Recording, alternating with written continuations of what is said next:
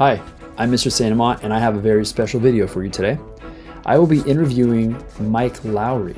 He is a New York Times best-selling illustrator and author. He's worked on over 80 books for children and adults, and some of his other projects include food truck designs, temporary tattoos, calendars, activity books, greeting cards, and ad campaigns, in addition to the books he's done. His clients include Lonely Planet, Hallmark, American Greetings, Disney, Highlights Magazine, and Warby Parker. He's taught portfolio development at Savannah College of Art and Design. He's a top teacher on Skillshare with over 30,000 students, and he runs an international sketchbook retreat every summer. He also teaches a course called Getting Paid to Draw, which I took a few years ago and absolutely loved. That course registration ends March 25th. So as of this recording, that's only maybe 3 days away. So we'll talk more about that class at the end of the interview. All right, for now, let's get started. All right, hello, Mike Lowery. How are you doing? I'm doing okay. How are you doing, John? I'm doing great. I'm just ready to draw and ask you some questions. So let's get started. I feel like I should say, I don't ever assume that someone, if they're a Jonathan, that they go by John. I do feel like you said John in the email. So, sometimes, have you ever done that where you felt like, I have people that just want to call me Michael? And right. I'm not a Michael, I'm a Mike. Okay, that's good to know. Because for me, it's Jonathan or John. Okay. Sometimes it's like code. Like if someone calls me John, it's a little more personal and I know like they know me. Yeah. But I'm okay with somebody just meeting me calling me John. Sure. And then Jonathan is what my mom used to call me when I was in trouble. That was the whole like the scolding thing. Yeah, so that makes sense. Yeah. So either my way, brother is John, Jon. Okay. And so people always assume Jonathan. Oh, that's interesting. Yeah, I have no H either. Yeah. I just want to save that letter for other uses. It's silent anyway. Yeah, you got to get to the point. Hey, I'm John. Yeah. There's no time for an H. Hey, H-less. Yeah, H-less. Yeah, H-less John. Yeah.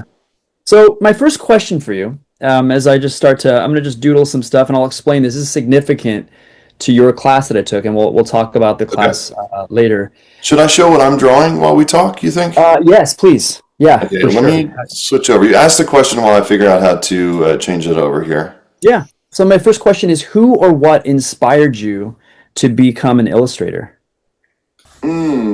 Okay, I'm going to draw, while I answer these questions, I think that I'm going to be drawing something magical. Does that sound okay? Sounds great, yeah. Do you have an animal? Do you have an animal that you really like, John?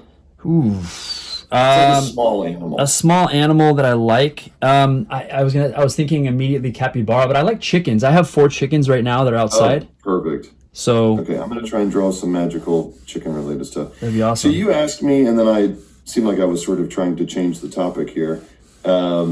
You asked me, like, who inspired maybe for me to be an illustrator? Yeah, who or what inspired you to be an illustrator, an author? I always really liked drawing. I always really liked telling stories. Mm-hmm. And I didn't realize until I was, significantly older that all of the drawing stuff that I liked involved telling stories. So even as I was kind of working on other types of illustration projects, so I primarily do children's books now. Right. But even as I was working on other types of illustration assignments, whether it was greeting cards or any of that stuff, looking back now, I realized that I like the storytelling stuff. So when I was young, I would write my own stories and try to draw those stories. And I was lucky to have been in a house where I have heard where people, have wanted to do art and were really talked out of it or whatever. Right. But my parents were really encouraging. My grandmother was an artist. She wasn't a professional artist, but she worked. But she was a hobby artist. She did a lot of oil paintings and stuff like that. So I got kind of lucky in that way. So she showed me that it was this very calming thing for her. And then, so over the years, I would keep a sketchbook with her. So a big part of my sketchbook practice started because of my grandmother. She would buy us those big spiral bound books of like Strathmore paper or whatever. Oh, yeah. And when we would sit with her, we would draw some still life composition or something at like 8 or 9 years old. And then when we were not sitting with her, I would draw like Cable from the X-Force. Are you familiar with Cable? Oh, yes. I loved Cable. Yeah. The cyborg dude who had the metal arm. Cyborg dude. Yeah. The fire coming out of one of his eyeballs sometimes. Yeah. That guy was awesome. Created, I would think, created by Rob Liefeld. It was my guess. That would make sense. Yeah, about 90s, mid-90s. Yeah, the mid-90s. Liefeld era. So I liked drawing that kind of stuff. So I always wanted to make comics. And then, so I got into it because I wanted to make my own stories. And then ended up realizing, that there's other types of markets. It's not just children's books. Right. So it's kind of a bunch of factors.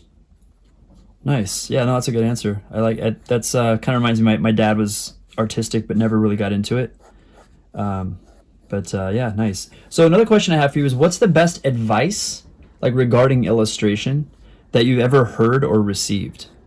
If you can think of something that stands out. Yeah, it's interesting. There's an aspect of being an illustrator that I get sort of variations on that in terms of advice. It's tough because it's such a big, there's a million different directions that I could go. I'm not trying to avoid the question. Sure. I will answer your question, John. But I kind of like this like black shirt version. That looks kind of great. Yeah, that looks good. I like that. But I think it really depends. I think that I could talk about the fact that for keeping a sketchbook for me has been a huge part of finding my style, and I think that's not really necessarily advice, but there's an aspect of having been sort of I don't want to say forced into it, but like I started keeping a sketchbook in 1998. I was a freshman in college, and I started keeping one every single day. And I think that was probably a big, again, it's not really advice, but that's incredibly crucial to my career as an illustrator, is the fact that at some point I started keeping a sketchbook because it helped inform my style. It helped inform, the way that I draw and my voice. I started figuring out that I liked to draw kind of funny stuff because I was keeping a sketchbook, that sort of thing. Sure. Yeah. Okay. So I think that if I had to say advice, I would say definitely keeping a sketchbook is really a great way of figuring out your art style as an artist, for sure. Right. Okay. So what's the best part about being an illustrator? I hit record, right? Yes. Okay, Yeah. good. Everybody who's watching right now, it was up to me to hit record, and I have this moment every single time. Because I get really excited about the drawing part. And, Yeah. All right, I'm sorry. Please, one more time. What was your question? What is the best part about being an illustrator? I'm going to say, can I say something sort of cheesy, John? Yes. Oh, please. We love cheese here. I'm going to say something very sentimental right now. Okay. Got to be that paycheck. No, I'm just kidding. I'm going to say something sentimental, which is that I really love 1,000 different aspects of being an illustrator. I'm going to give you some of those now. What should I put in these little jars, John? Okay, so chickens love bugs. I think a collection there would be good. Yeah, let's try it. Yeah. So I'm going to give you some pieces about being an illustrator that I really like. Okay. And then I might ask you a question because I also know that you're an illustrator. Yeah. I like this part of when you're working on a story where, I think there's, this, but a lot of people think, coming up with an idea, it's like it comes out of nowhere or something, but that it's not that. It's always more like you have pieces of something and you're looking for how they they fit together or whatever. Right. I love it when you're working on a story and then something finally clicks. Oh, yeah. and you have this idea. But I also really, I mean, there's a million parts. I got to speak to a group of adult illustrators the other day and got to talk about like really specific parts of being an illustrator, businessy stuff. I love talking about that. But I get to, part of being a kids book illustrator, I get to travel to a lot of schools and all over the world. And I love it. I mean, I get to go and I talk to kids of all different ages about drawing, and I get to make dumb jokes. And I'm going to tell you one of my favorite jokes that I like to make during one of my presentations. If you're a kid and you're watching this video of these two guys drawing right now, don't listen to this part, because if I come to your school, it'll ruin the joke. Okay? Is it a deal? So if you're a kid right now, just close your ears for just a second. And it's that I do this joke where I'm going through and I'm talking about dinosaurs in my presentation, and talking about all these different facts about dinosaurs. And at some point I get to a point where I'm giving out awards for the biggest dinosaurs and the smartest dinosaurs and the fastest dinosaurs. And at the end I say, okay, I have one more, and this award goes to the king of the dinosaurs. Okay, my favorite dinosaur, most popular dinosaur of all time. At some point it was your favorite dinosaur, maybe it's your favorite dinosaur now. King of the dinosaurs, let's yell it out all at the same time. 3, 2, 1. All the kids yell T-Rex, obviously, right? T-Rex. Mm-hmm. And I yell Micropachycephalosaurus. And I say, that's right, Micropachycephalosaurus. We all said it at the same time, and the kids are like, no, I didn't say that. That's not what I said. It's one of my favorite jokes from the whole thing. Now, is that the scientific name of a T-Rex? No, it's a totally different dinosaur. Okay. It's a dinosaur. You've seen them. They're the dinosaurs that have like these big, hard tops of their heads, and they hit each other's heads. Yeah, right. Okay. Actually, that's not true. That's actually not anyway. But it's similar to the one that you would be thinking of. But that's Micropachycephalosaurus. And I'm gonna put something weird in this one. This one has a tooth in it, and I'm not sure why that one has a tooth, but. Okay, yeah. And then I just tell them about another. So there's a lot of different, I love just drawing, it's not all the time. I'm working on some books right now that have a lot of drawing in them.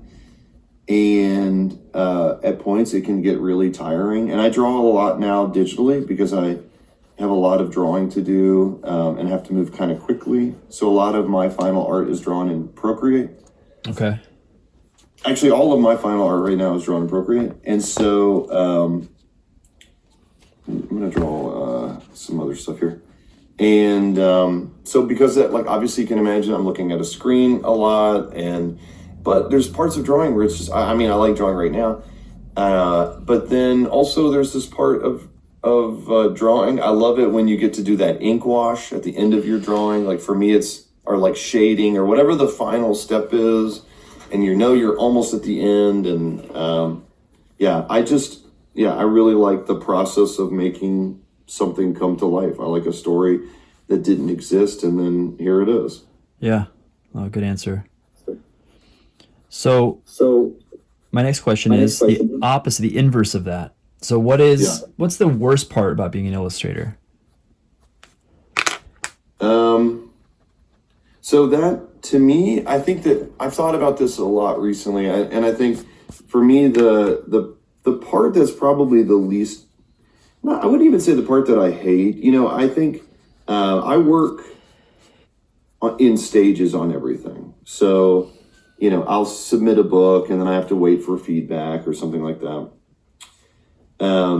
And so because of it, I have, you don't just, if you're an illustrator, you're not just drawing all the time, right? You have to run your own small business.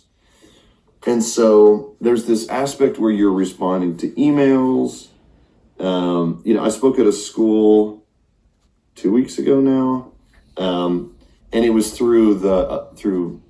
it was a city school, or it was part of the government, right? And so there was this certain paperwork that wasn't getting filled out in time, and that sort of stuff. And I think that is this part that you think, some illustrators think you get an agent, right? Or the equivalent, or a manager or something. And then that stuff sort of goes away. And I do have a literary agent, but he's not, responding to my work emails, right? He's helping me pitch books. You have an agent. Right. And is that your relationship with Jana? Is that now you just draw all the time and she does all of your self-promotion? No. She's responding to all emails for you. Is that right? Is that how it works? Not really, actually. I mean, as I'm sure you can speak for your agent as well, what the part that they do really well. And that's to connect us to, publishers and to opportunities. Right. My agent actually, so Jana is actually right now helping me with promotional offers. I'm getting some offers on YouTube. And so she's fielding those and then kind of helping negotiate the terms, which is great, and then she, of course, will get a percentage of, with helping out as far as our contracted terms go. But I don't want to get too in the weeds. But yeah, no, yeah. There's so much business stuff, and self-promotion especially is all expected to be done by the artist, usually. Yeah, for sure. And when I was with an illustration agent years ago, that was a little different because she would do more promotion and would send out postcards and things like that. And, a lot of that stuff, so we're paying for it. And sometimes there's fees involved and stuff like that. But I think that there's a thing where some people think that the way that a illustration agent would work would be you get this agent and then that's it, right? Like from there, you just are making art all the time. And I do love making art, but I very thankfully, there are other parts of it that I do also really like. I like doing the self-promotion stuff. It took a lot of figuring out to figure out what worked and what doesn't work and stuff like that. And I don't do it as much right now as I used to, because I tend to work with a lot of repeat publishers and art directors that I've worked with in the past.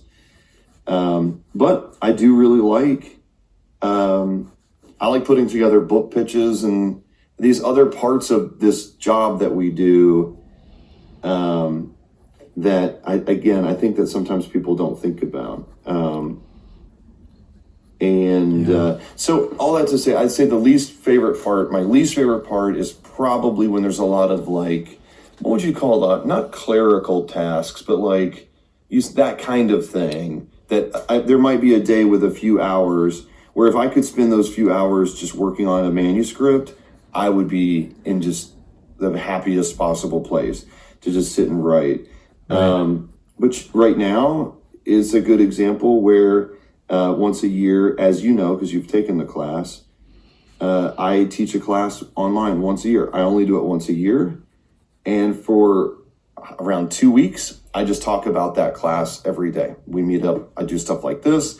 I talk about it in a newsletter, and it's a topic that I really like talking about, but you can imagine it's not drawing.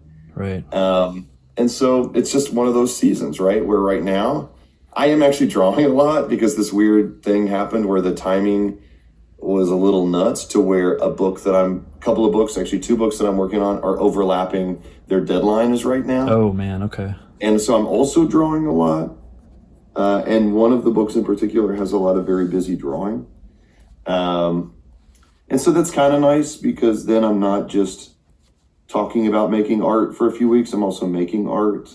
Right. But, it's a lot of overlap. It's a lot of late nights. But then the flip side is, if I can say this, I'm not trying to say this sort of braggy. I'm just trying to say the flip side is that then I got invited to speak at some schools in Tokyo and was able to go over for 3 weeks. And was able to kind of pause some of the busy work stuff and was able to draw and travel. And so anyway, all that to say, the good and the bad, it's if it's something I'm not a huge fan of, it's always just for a limited time. Sure. Would you say, now on that similar topic, would you say you're living the dream? like despite everything that, where it's clerical stuff and the day to day, and if not, what would be required? Some other thing you'd like to achieve or kind of lock in before you can say that? So I'm going to say something to you, John, and I think that I don't know that I've had someone specifically ask me that particular question in that way. I get a lot of questions about how I started and things like that. And I think I'm going to tell you what I honestly feel. And then I'm going to feel really like not shy, but like Sure. self-conscious after I say it. I'm going to say that it took a very long time to figure out what I wanted to be doing with my day and with my time and with my work.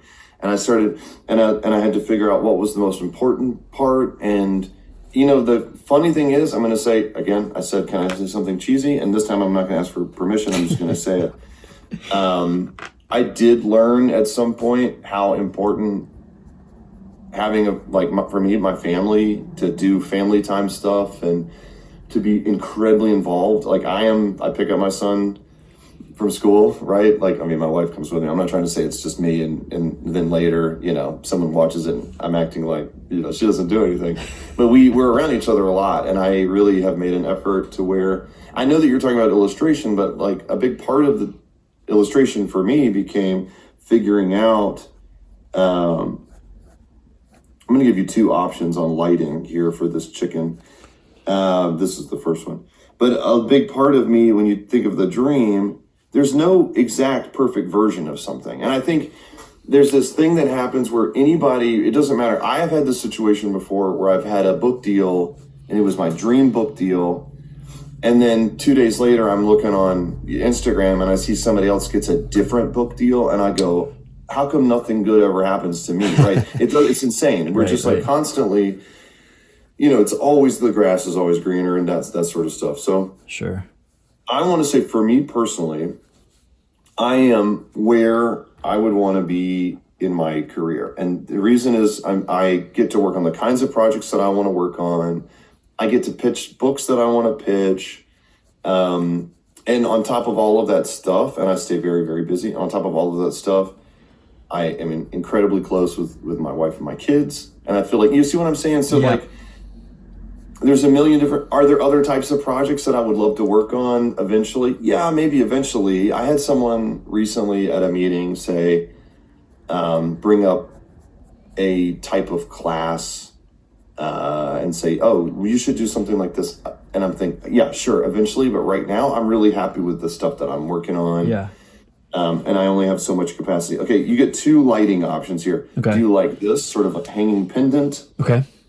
Okay, that's one. I'm going to cut it out and then put it on another layer so we can come back to it. And I'm going to try something else. So, all right, I can answer. I have a question for you because I do know we've hit the certain minute mark where then I start feeling like, oh no, have I been talking too much? Even though I'm answering your questions, right? But no. It's just a personality trait of mine to go like, oh no, I'm not talking too much. But, do you feel like, for you mentioned to me before we started recording, so I knew that you work with Jana. Mm-hmm. And can I just ask you a couple of questions about your of course career? Is that weird? Is it weird for the interviewed to then just start asking questions? No, I think that's totally allowed here in this particular realm. That's the law. This is like one time only.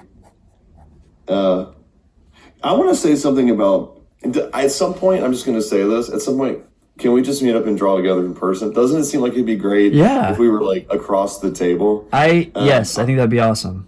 That's a goal right there. The only reason I agree to do these ever is so that people are forced to hang out with me in person.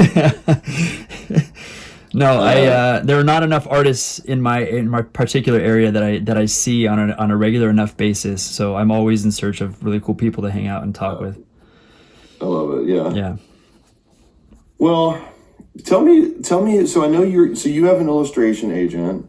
I mean, you have a literary agent. Right. Right. Yeah. How did that happen? So my wife and I, she represents both of us as like a team, like Okay.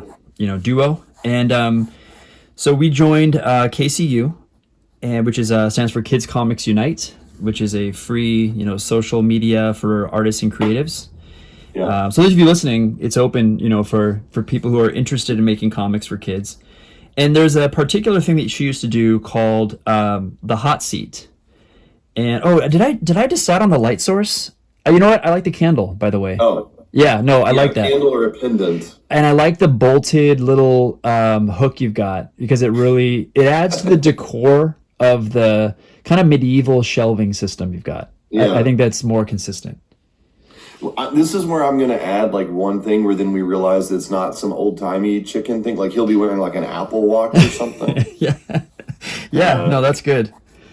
Okay, tell me about so Kids Comics Unite. His Comics Unite had the hot seat, and so we submitted this project called 3B Honey, and it's about 3B sisters who have to find a creative way to save their dying hive. Okay. And so we did a hot seat pitch where you're supposed to make a video, and the pitch was it was really helpful. You basically the hot seat means you get all kinds of feedback. People in the entire organization or the club or group or whatever are free to make constructive criticism and questions and stuff for about I think it lasts a week or so. Wow. Okay. And so within that week, Jana reached out to us and said, I really see a lot of potential in this project, and I'd like to talk to you guys about maybe representing it. And so from there, we were really excited that Jana was into it because we were already, big fans of her whole KCU organization. And so yeah, we signed with her. But it took like 2 years of submission Okay. to get anything. And so yeah, it was very humbling. And actually, on a separate project that I had Jana submitted, for us, this is another comic. I was so close. The work had an editor assigned, and it got to acquisitions, and Oh, wow. it was decided against. And so we were going back and forth with emails with our editor, and we were all really excited. And so it hit me pretty hard because we got so Yeah. far, and we'd been trying for years to get something out into the world. And so this is when I discovered your class. So it was right after this rejection. I thought, you know what? I need to find other alternative ways to, make a living as an artist. And so, yeah, so that's how I found your class. It was weird because I don't know. I don't remember exactly how I stumbled upon it, but whether it was your newsletter or something, but yeah, it totally, and maybe I'll talk about this at the end, but it totally gave me a whole new direction on my art. And it's actually led to these characters I'm drawing right now, and I'll show you later. Yeah, I love it. Yeah. I think that it's such an interesting path, right? Because I feel like, I've had people asking, like, what was I interested in doing? I said, oh, I wanted to make books. I wanted to make stories. And then I think that there's this idea that then there's all this one trajectory or one clear path between A and B. And it wasn't the case for me. I started really I wanted to do comics like for a newspaper when I was in high school and then later in college. And it was, thank goodness, right? Thank goodness that's not, not just because it all, like the money from it dried up, right? Sure. Which is funny because like when I was young, there would have been that window where illustrators who were making comics for newspapers would be like riding around in convertibles and stuff. Right. But thank goodness, and not for me, not even because of the money of it, but because of the, of just the jokes, to have written that type of joke for years. I feel like right now I would be like just absolutely losing my mind. Right. But, I was interested in that. And then I went on later to, wanted to do more gallery stuff and really thought that was going to be the area that I liked the most. And just did some gallery stuff for sure, and then that's another area where I'm okay having done it for a little bit, and then I've found that my market, for me, it's getting to make stuff for kids was so important and so rewarding. I don't know what color should I make this chicken. I would say like a rust orange or a rust red. Yellow's good too though. We actually have a chicken, by the way, like really quick about the beard. It's funny you do that because we have a chicken. Her name's Margie Muffin, full name. And she has a beard. And so, yeah, that's her coloration as well. She's a sassy bird. She is very, I think she's like the top of the pecking order. But yeah, she's a bearded looking chicken. They lay green eggs. They're Easter eggers. Oh, wow. Okay. Which is like a hybrid species. It's not officially recognized as like a pedigree breed, but yeah, we get green eggs from that bearded chicken and her friends. Yeah. All right. Anyway, sorry. Yeah, she's something. She is something. So you were saying, oh man, I just totally. Oh no, I think it was good timing because I feel like it gave me a second because sometimes I get to focusing on the coloring too much and I get sidetracked. Yeah. Actually, I think I'm going to change this up a little bit. I'm going to try something a little bit. And while you're doing that, I have another question for you. Yeah, of course. Please hit me. So you travel the world a lot. You mentioned you just did a school visit in Tokyo, which is awesome. Do you have any favorite memories on behalf of, the world travel that you've done? Oh my goodness. I feel like that I could talk about forever. I'm going to tell you something that I've started doing.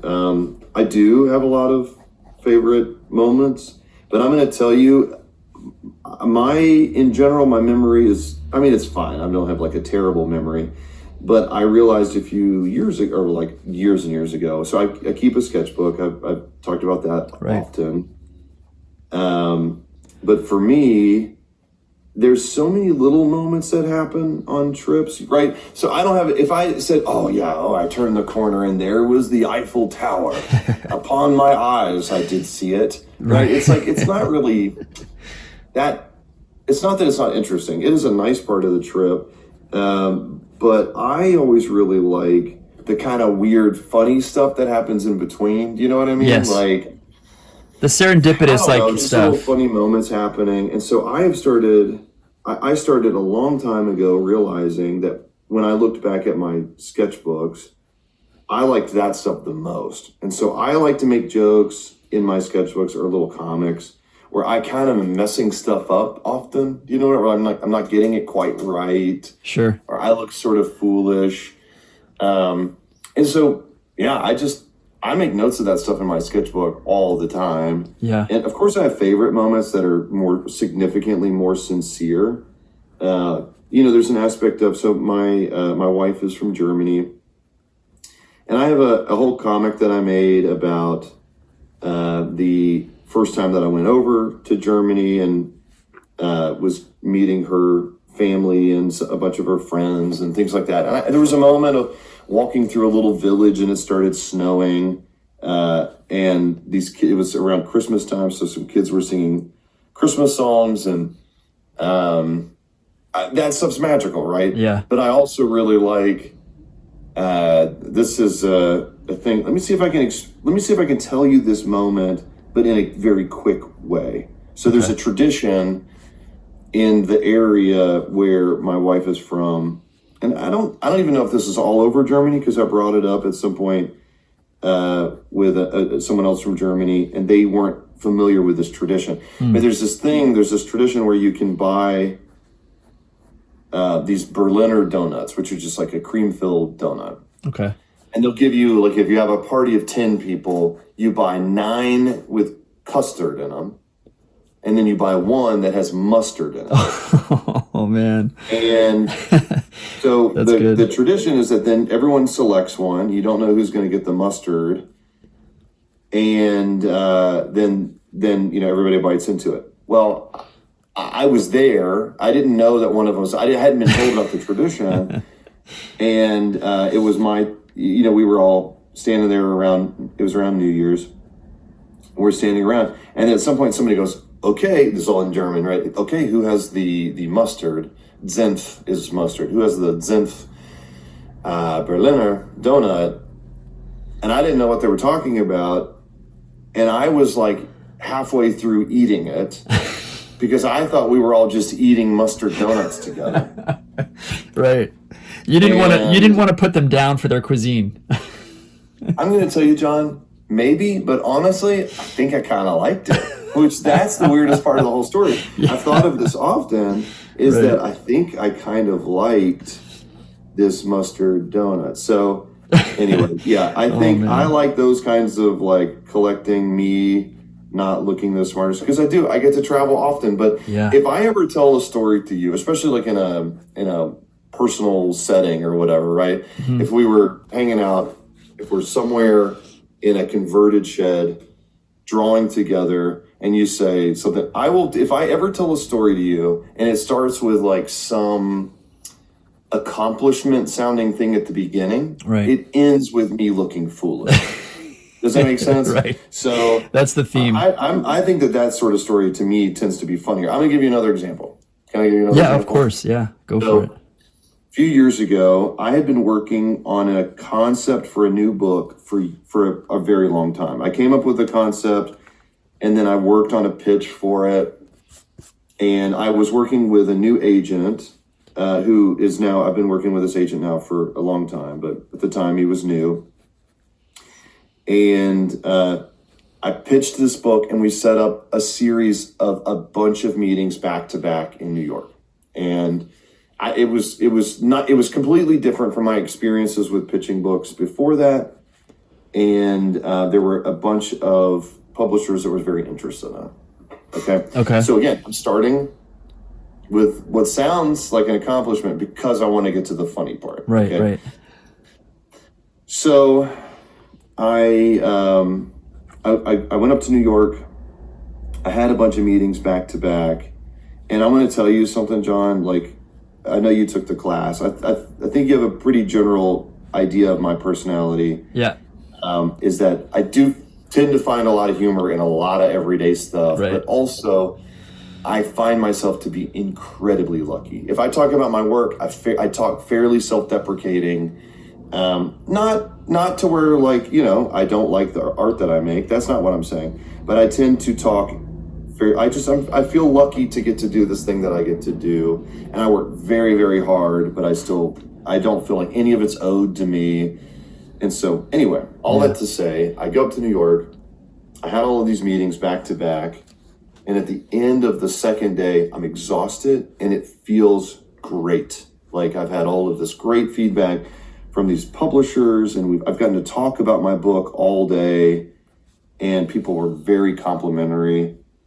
So I go out to the village, right? I'm in the village, walking around. I get a slice of pizza, huge, like massive slice of pizza.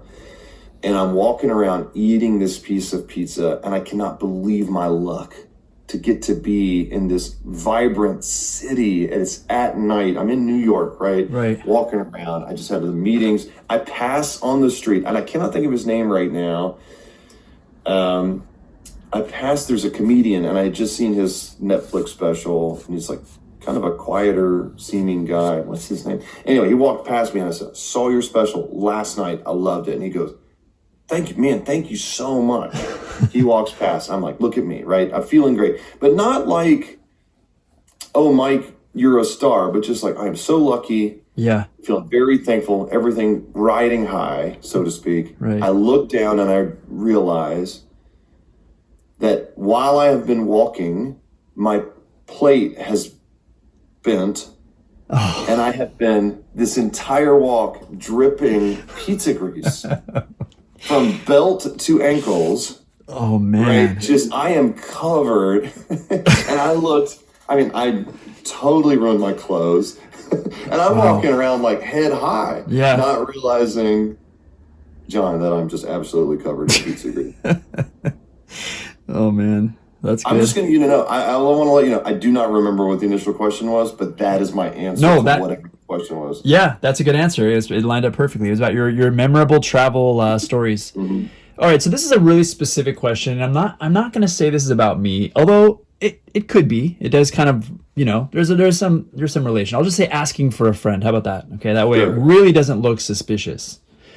What would you say to someone who is middle age and considering leaving their career to pursue illustration full time? Yeah, I'm going to say a couple of things about that. First, we have to say, what do we consider middle age? Because this is a conversation that myself and some other people that are exactly my age have been discussing recently.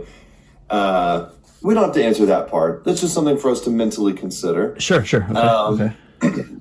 I think there's a lot about it because I think when you say leaving your job, that is the part that I won't touch. And I'm going to say why. Okay. And I'm going to say because everybody's in different scenarios. Everybody else has different things. And so when I talk about my class, which, is all about business, it's all about the actual, money side of making art. I never talk about, you follow these steps and then everybody will have the same result. You'll end up in the same spot.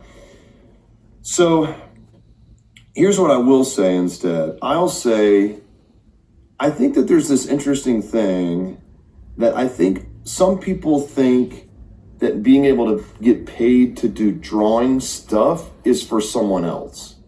So there's a lot of different things about that answer. I did not leave my full-time job until years after my freelance stuff proved that I could do it. And I don't think that that's the right way to do it either. I think that I left a full-time job, but I had been doing full-time free. So I taught for 15 years. Right. My last teaching gig was at, I never in person say gig, so I don't know why I just said it just then.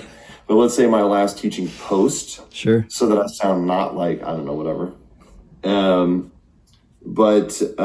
Was with the Savannah College of Art and Design. They have a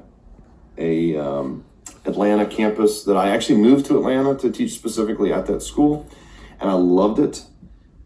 And I kept that job for, I would say, easily 6 years. Okay.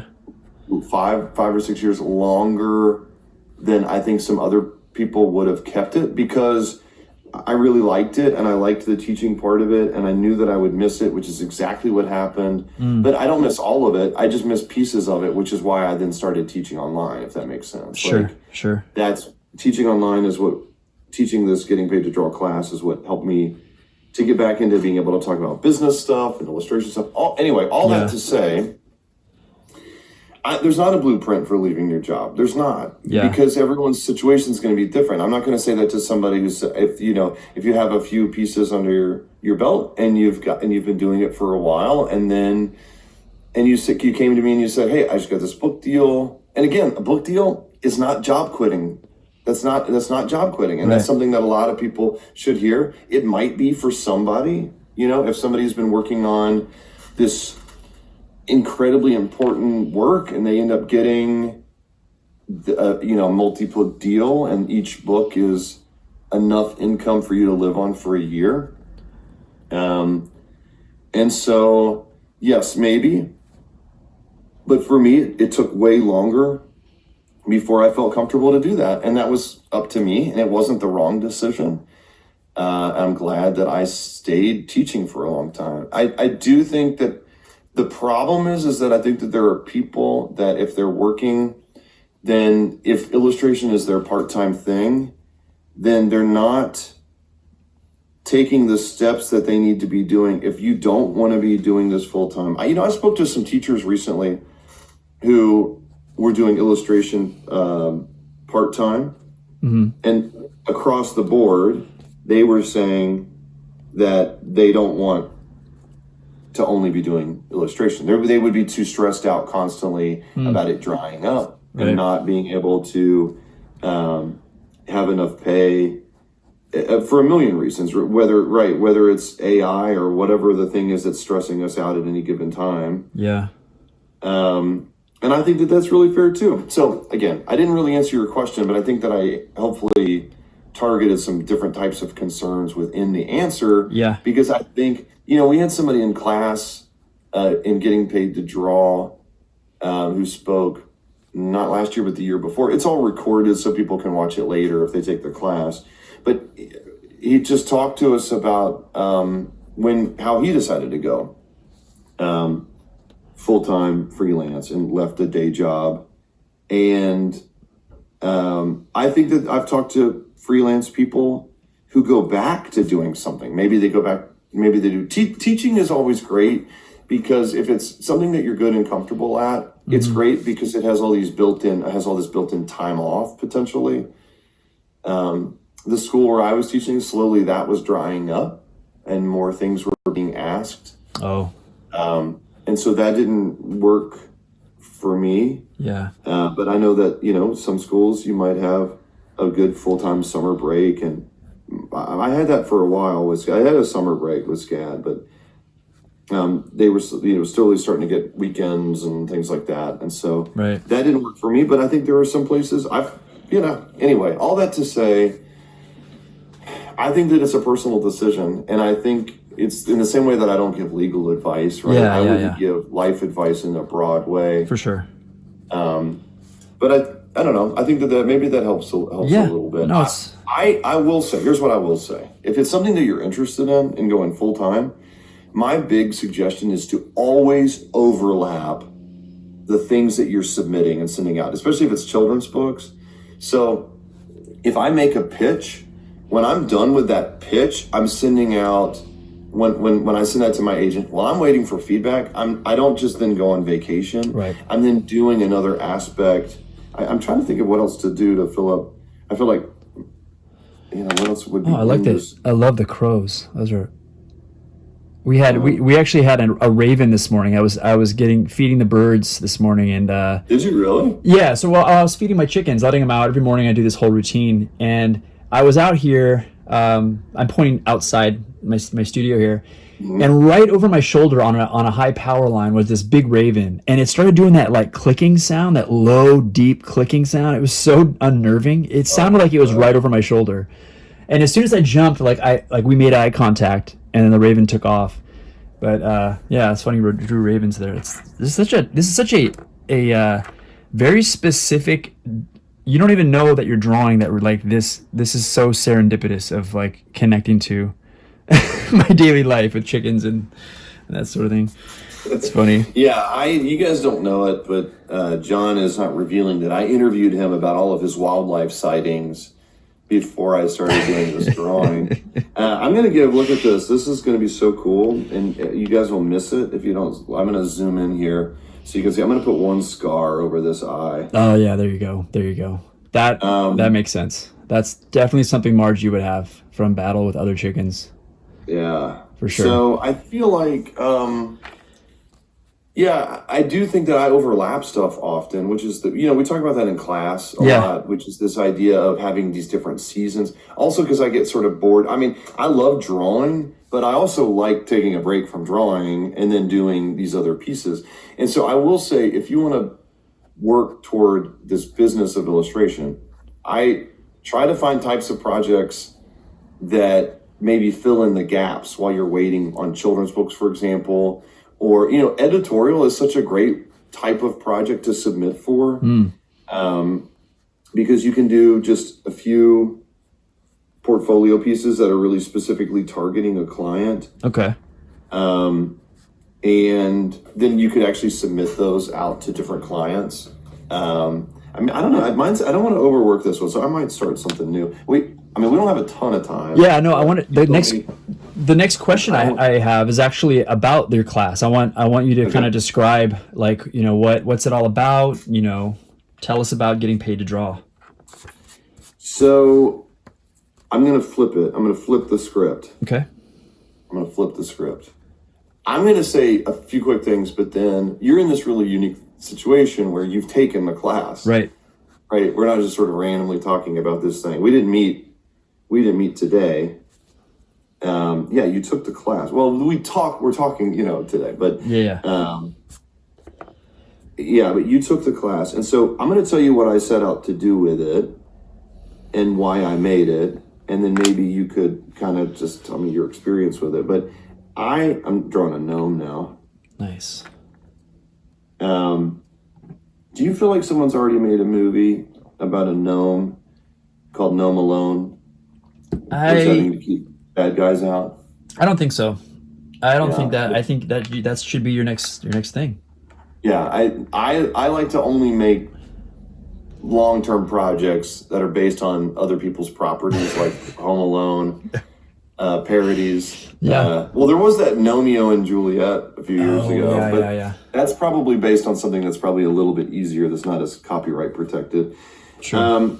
So I set out to make the class because, I mentioned before that at some point I started missing the teaching part. But in addition to that, I was also getting a lot of questions from other illustrators or people who wanted to start out being illustrators. But also, I would go to these book festivals and stuff, and there were people that were doing primarily kids' books and then wanted to be doing other stuff.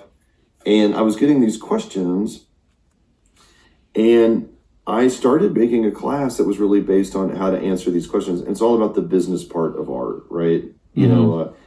About creating a portfolio, and actually getting illustration clients, how to pitch a children's book, how to pitch, your work to agents, and also talking about big things like what does an agent do and what doesn't an agent do? What don't agents do? There it is. I think that I really like those kind of questions. So I started making this class that was based on how to answer those kind of questions. And I made it, it's in 3 parts, which again, it, but if somebody's watching me draw this gnome with these skinny legs and no shoes on, it's based in 3 parts, which is that there's pre-recorded video lessons where I'm drawing. The problem is I'm trying to draw and talk at the same time. But it's got these pre-made or pre-recorded video lessons where I walk you through how to build an illustration portfolio that's based on clients, not based on just sitting to draw. Right. And I have a second part, which is these live meetups where we meet up and we talk with industry pros like agents, illustrators, art directors, and we talk about everything about the business of illustration, whether it's, again, agent stuff, but also self-publishing came up a bunch one year. I self-published 2 books, and I swore I would never self-publish. So I mostly work with traditional publishers like Chronicle and HarperCollins and Penguin Random House and Lonely Planet, and so I always said I would never, why would I self-publish? But then I had these 2 book concepts that were incredibly specific. I don't think I like these clouds. And for a really specific, very small audience. And for one of them, I did a Kickstarter, and for one of them, I just put it out on my own. And I really loved it. And so we talked about self-publishing. So we talk about all different topics like that. And then the third big part of the class, we've got hand lettering. Hand lettering comes up a lot. Right. So we just meet up and we talk about all things illustration for 8 weeks. And then the third big part is there's a community center where people meet up and they show their work and comment on what other people are making, and you can show your ideas and get suggestions on your projects from other, it's not just a group of people who want to be illustrators. We've got a big group of working illustrators that take the class. And they comment on people's work and make suggestions and give feedback. And anyway, that's sort of the quickest possible version of what the course does. But I don't know, do you feel like, I know you signed up for it a few years ago. Yeah, I was in the class in 2022, I believe. So it's been a bit. But yeah, I would say that the class covers 4 aspects. So one is the community, like you were saying. You have live meetups, you have live interviews with professionals. You can, ask questions and connect with them. There's the technical aspects of doing projects. Like you have these assignments or projects that you work through that create a product that you can use. The creativity aspect, of course, you have to, it's problem solving. Really, art is illustration, and storytelling is problem solving. It's solving puzzles and things. And then the last one is the business aspect. And that's where a lot of artists, myself included, really struggle with, you may just want to draw all day. And we talked about this earlier with our agents. An agent doesn't do, every business aspect. That falls a lot on the artist to promote or to, for example, my wife and I just started an LLC. And so learning how to keep track of our expenses that relate to art or business. So the business aspect of your class, which I found, impressive, was designing for a client, but specifically a client that's going to get you work and get you paid. And so I found that to be really valuable. And I'm going to be fully honest, I didn't even finish your course. I still have, we have lifetime access. Once you sign up, you have access to all the lessons, which I still have access to. I logged in a week or two ago. And I didn't finish because I was so inspired. There was like maybe I think it was like the second or third assignment you had. Maybe it was the second one. I'm not going to spoil it, but I just went off on my own and started creating tattoo designs in Flash. Was it for the icons? Yes. And that in addition to, you did a lecture on all the different places you can have your art, like where can you place your art in the world was a lesson you gave. And I was inspired. One of the things you suggested was tattoos. And I had never thought, wait a minute, I can just design Flash. But then it became this whole, after your class, it became this year and a half obsession with learning how to tattoo. And I got all the equipment. I mean, behind me, I don't know if you can see it, but I've got a full tattoo chair here in my studio. Oh, wow. No, I didn't see it. Yeah, I don't know if I'll just kind of lower the camera, but yeah, it's right here. But yeah, I got really, really invested, and it was only because I got a book deal. I tattooed my first client. It was a coworker, big 4x5 tattoo on his calf. Oh, wow. Right before he left, he was moving and leaving his position. But yeah, it was a 5.5 hour process, and he was great about it. He's good friend of mine. So I really am grateful for him to sacrifice his leg for me to, do my first tattoo on. But right after that, the book deal came in, and I just completely immersed myself in graphic novels, which leads me to the characters that I'm drawing. You can't see this, Mike, but the audience can.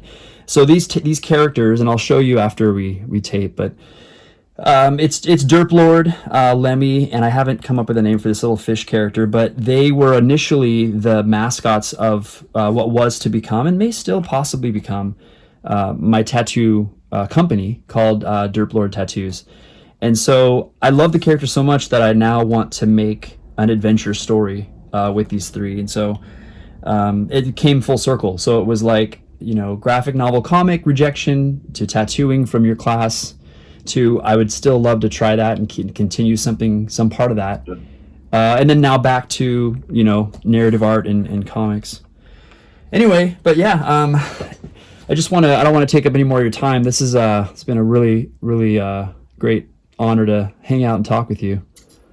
I did a sort of gnome in the woods. So let's do this. You in post are gonna show your drawing, and then I'm just gonna do my reaction now, and then it'll be seamless. People will think that I'm looking at it. Oh, are you ready? Yeah. Okay. Yeah.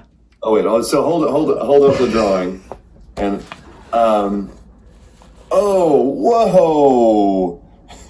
I can't see it. Yeah, I know. No, I can't see it. I love it. This is, I want to say something quick, and I think that you and I could do this for 2 more hours for sure. Yeah. Right. But I think that there's an aspect of, there's this whole saying where you're like, what's the word where you're like, I don't want to use the word because you can't use it really like online much, but you like to get rid of, that's what I'll say, get rid of like your, what's the word? You have all of these things that you come up with some creative treasure, right? You have something and it has to be a graphic novel. It has to be this or that. Right. And there's this thing that I've learned over the years is that I don't get rid of, like, if it's not an idea that's working, what I do is I always like rework it. I always try it in a different format. I Mm, always try it, like, if I'm working on a picture book and it's really not working, I try it like as a kid's graphic novel or something like that. right. Years ago, you're talking about this tattoo thing, and then maybe it could turn into something else later. I mean, it should, especially if it's something that you create and you really enjoy. But years and years ago, I started working on this idea just randomly of like, if I was going to make a really short show, what it would be. And it wasn't a kids show. It was just this idea. I made a bunch of notes for it and everything. And one day I was driving and I just didn't have any sound playing or whatever. I was just thinking, right, which, can go great, can be not, can be absolute torment, just alone with your own thoughts. But I just had this idea of like, I've been doing all these kids' books, I've been writing chapter books. I'll just do a chapter book based on this concept, but for kids, the market that I actually know and write for. And, if I wrote a script or a screenplay for a show, I don't have an outlet for that. Right. Right. And I started changing it, and I'm still working on it now, but I started to create, you see what I'm saying? So Yep. like, I was able to take this thing and reformat it the way that you're doing. Yeah. And it's great. And I love it. So anyway. Yeah, no, it's a pivot. It's really like it's creative problem solving. It's a puzzle piece you have, and you just got to find where it fits. That's kind of That's exactly right. the way I see it. Right. But before we go, I want to just make sure to mention that I will have the Getting Paid to Draw link posted in the notes in the description. And it's really important if you guys are interested, if you like what Mike has to say and want to learn more from him, I highly recommend you do. We only have 3 days for this particular year's class, March 25th, as of this recording. So a couple days left. So once again, I'll have all those details and also your website of where to find you as well. But it's been great, Mike. I really have had a great time just hanging out and drawing. Are you adding right now, or is there sentimental music that's playing right now in post-production? Yes, I will add some violin music, just to really kind of get the mood, just to get it just right. I'm going to say something very quickly, John. I really like doing this, and it was, pretty consolidated. I feel like there's some really big topics. Yeah. I will invite myself back to maybe talk maybe in the fall, if that's an option. Sure. We can do another drawing. And I'm going to throw this out there. I have been so targeted in what I'm drawing recently, for projects, finishing some stuff up. There's an aspect of just doing 2 drawings just now that have nothing in mind, but I just enjoyed doing it, to where like, I like that this forced me to do an off-topic, off-project drawing. So anyway.